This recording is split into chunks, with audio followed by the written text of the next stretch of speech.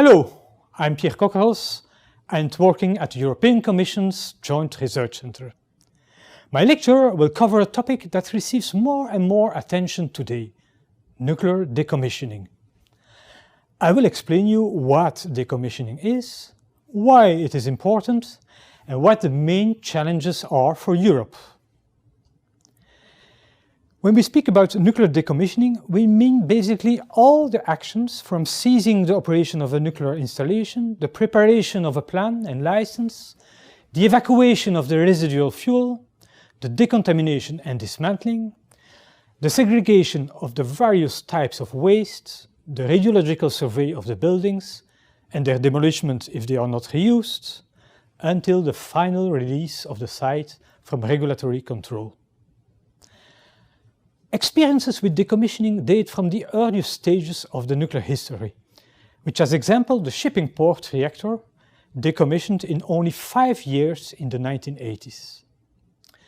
But the practice has gained importance over the last decades. Several EU countries have decided to decommission their oldest facilities. Some first pilot projects were managed under research programs like the BR3 reactor in Belgium. But currently, the activity has grown and reached an industrial scale. A map of Europe shows that about 1/3 of the nuclear power reactors are currently shut down. The situation is variable between the different countries. The complete work, from the end of operation until the final release from regulatory control, is a long-term process, which can exceed easily 10 to 20 years for large installations. And this explains why today in Europe, despite a growing know-how, only few major nuclear installations have been fully decommissioned. There are, in my opinion, 4 principal reasons why we should progress with decommissioning. The first motivation is the respect of ethical principles. Liabilities from past activities may result over time in unacceptable environmental, safety and security risks. Equity requires that the generation which incurs the liabilities minimizes the burden for future generations. Liabilities should be managed in such a way that potential future impacts are kept at a level that is acceptable both economically and in terms of safety.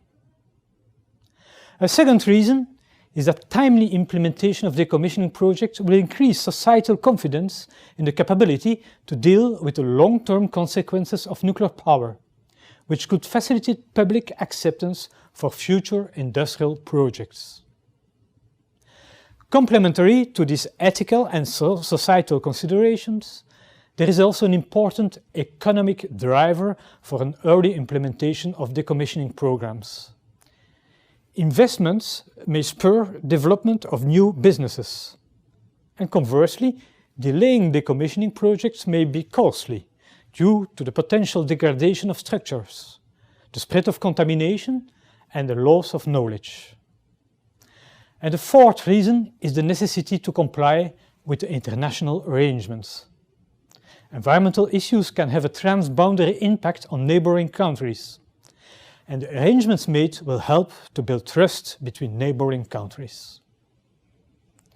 Decommissioning is important, but it is not an easy business, and European society faces several challenges. First of all, countries must have a national policy and a supporting framework established to deal with their liabilities.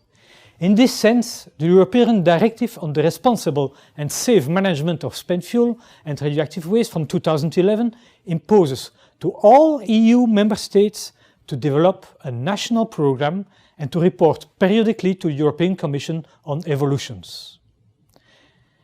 Clearly, decommissioning programs must be financed, and EU countries are obliged to ensure reserves.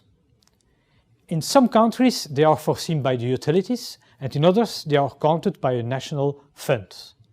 And the decommissioning cost estimates for one nuclear power reactor range from €0.5 to €2 billion.